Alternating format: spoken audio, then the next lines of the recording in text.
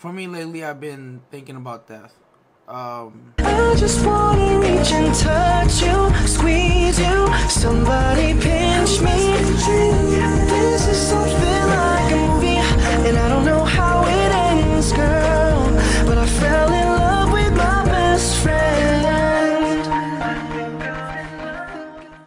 Hey yo, what up fam? You know what it is, man. I am back to reacting to another video. And you know I have this over here, I don't watch it till I film it. This video is a bit different. Today I'm reacting to a video I found on YouTube. It's called Why You Shouldn't Fear Death. Before we get started with the video, man, for me lately I've been thinking about death. It's not lately, but like throughout my life I've been thinking about like what happens after death, you know. I'm the type of person that's like curious about like life. I've asked a couple people that I know. I've brought this topic up with them. One of them was my sister. I had asked her, what happens when you die? You know, what do you think happens when you die? And her answer was simple. Just see nothing. It's nothingness. I was like, man, that's kind of, you know, sad to think about, that, you know, once you don't exist on this planet, you just, you know, you see nothing, you know. I also believe in reincarnation. I have not watched the video yet. I just seen it floating around and I was like, yo, I'm kind of curious to see what it is and what, you know, what to expect and what's the take on the video. And, you know, put religion aside, put anything aside, and let me know what you think of what happens to you after you die. Make sure if you want to get a shout out, go ahead and read in the description. I have instructions down there for you to follow if you want to get a shout outs. If this is the very first time you found out about this channel, make sure you guys go ahead and watch all the way through. And if you enjoyed this video, if you want to request any other video similar to this or whatever, anything you want me to react to, go ahead and subscribe if you want to see more. And also, last but not least, go ahead and leave this video a like if you enjoyed my reaction. And with that being said, make sure you guys sit back, relax, get your drinks, get your snacks, because this is about to be lit. Lying in total darkness and unaware of his current situation, he had to rely on sounds to find out what was going on. The surface he rested on was hard and coarse, almost like rough sandpaper, and his position was very uncomfortable. That much he could tell. Is this blood? He had an iron, almost metallic taste in his mouth. With words fading in and out, he was only able to make out 3 words: accident, pulse, and defibrillators. Alex was scared. He tried to remember what had happened, how he ended up like this, but he couldn't. The world he knew was going away, and the thoughts of death slowly drowning him. I'm too young to die. I'm only 19 and have my whole life ahead of me. I never got to see the pyramids, climb the Eiffel Tower.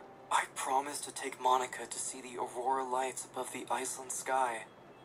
Hang in there, buddy, said the paramedic. Don't give up. It's important that you talk to me. Tell me something about yourself. Can you do that for me? Blink twice if you understood this. Hurry, we're losing him! As the ambulance raced through the street. No, this isn't how I die. I demand help.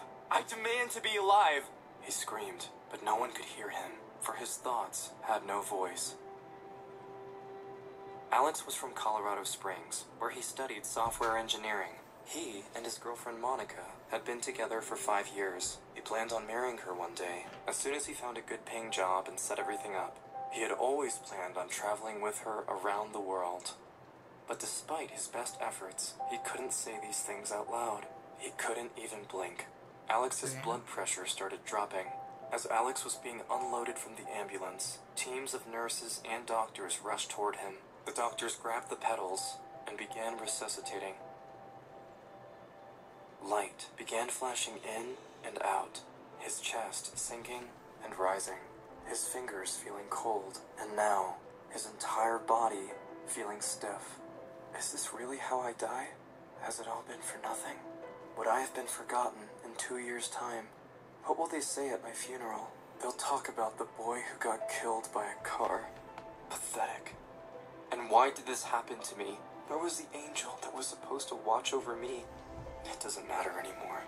My heart must have stopped beating, and I feel my brain running out of oxygen. I'm going to sleep.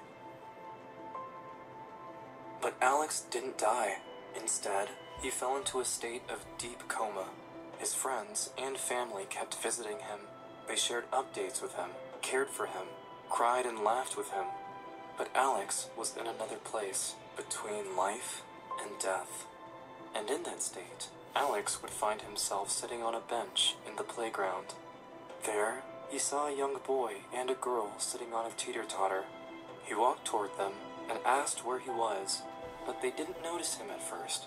Maybe they too are between life and death. He insisted they tell him what they were doing there, but the children continued playing, wholly immersed in their game. After a while, the boy finally noticed Alex. Turning his head and looking at Alex, the boy presented himself as death, and the girl, his sister, as life. Both never stopped playing, only putting their feet down to push back up. He explained that if they stopped playing, all would disappear. The entire existence is the result of our game. Yours too. Both life and death are needed for you to exist. And yet, people value only life and despise death. Why is that? Okay, that right there. And yet people value only life and despise death. Why is that? Yeah, it's true that we do appreciate life more than we do appreciate death. We do see death as like almost like a negative thing. Well, technically, no. I mean, if you put religion into it, it becomes death becomes something, you know, more positive. But in general, we do think death as like a negative thing. And I love how the concept of the story, it talks about, you know, the two being equal, you know. Nothing is above the other. So, it's crazy. It's got such a powerful message. But, let's get through the story, man. Sorry for cutting. That line really just got to me, man. It's crazy, to think that. And it's so true. It's so true. Why do you refuse to see us as one? Alex had no words to say. He was still processing the idea of being in a coma and talking to death and life.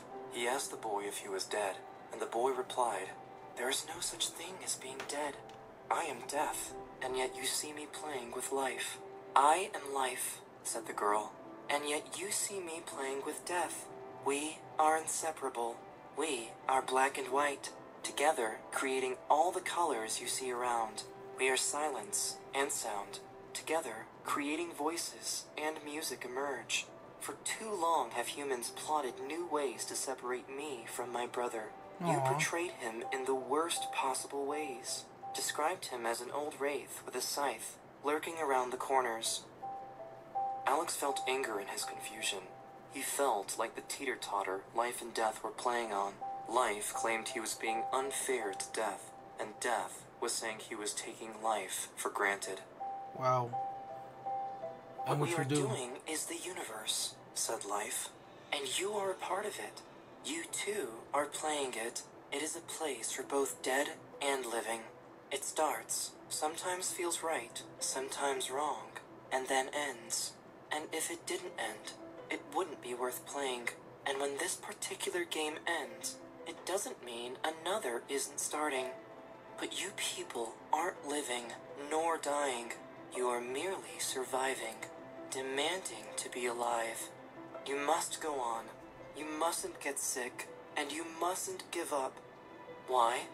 Because of your fear of dying, you are only surviving, not living, enjoying nothing, afraid of everything. Dude, this is And giving me in the moment goosebumps. of death, you regret not living, You regret not seeing pyramids because you thought there would be enough time. But how much time is enough time? Wow. All of the future is the sweetest lie on earth, said life. No one ever thinks that you and all the people you ever met will eventually die until death. Did you genuinely consider it? Did you accept the inevitability of death? You didn't. Otherwise, you would cherish the present very dearly. You would love your friends and family on the level you couldn't understand. Did you truly love them? Did you cherish the present? Wow. You weren't, for you would appreciate every moment and every fiber of it. You were breathing, feeling, seeing, hearing, scenting, and tasting. You had the opportunities for living, and you took it for granted, hooked on the drug of the future. Tell me, when did time ever solve anything?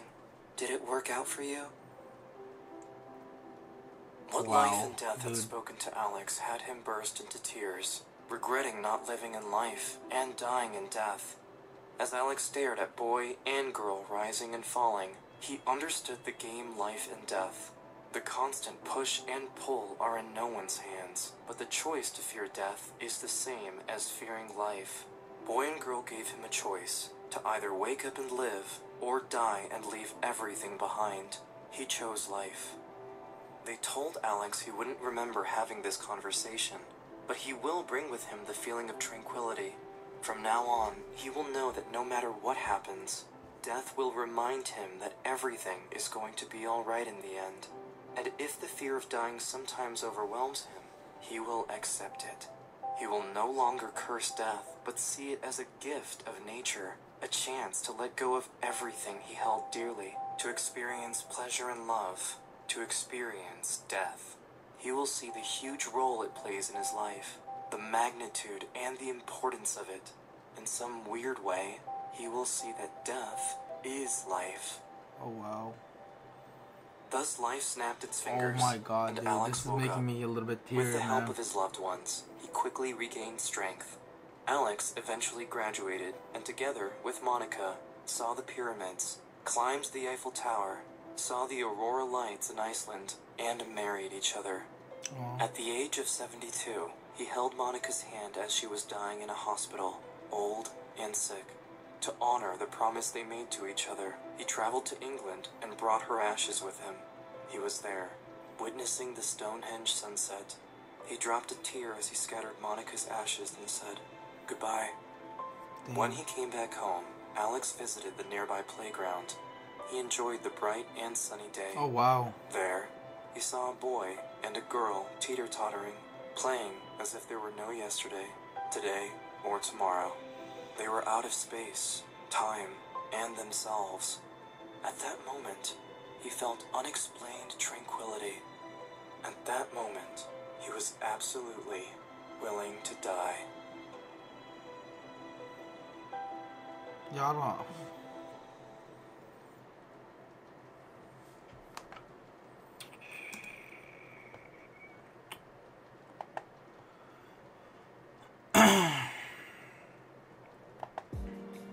First off, I don't know what to say to that. All I know is almost made me cry, man. I was starting to tear up. The story is beautiful. The story is very powerful, and the message as well. I don't know what else to say. Honestly, I don't want to make this video too long anymore. What you guys think of that video, man? Let me know down below.